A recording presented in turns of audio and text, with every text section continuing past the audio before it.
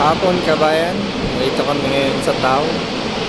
Ayan, kung saan maraming iba-ibang klaseng size na bato na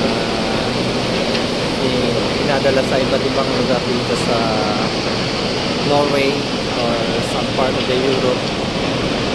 Ayan. Dito rin kami ngayon, loading din kami dito na stove.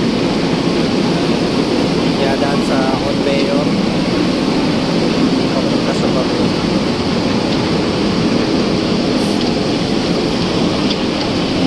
Mining.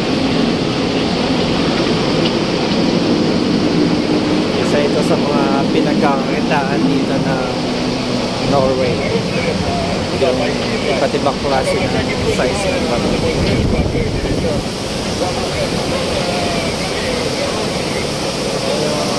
Kargada na. Dala rin namin yan sa Heden, part of Norway.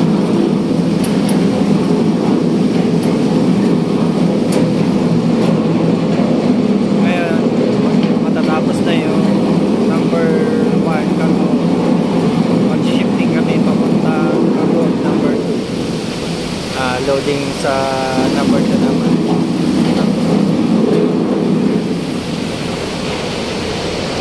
Shifting kami ng 15 meters ahead.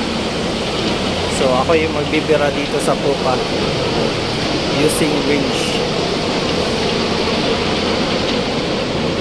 Ito. Ako yung magbibira papuntang Proa.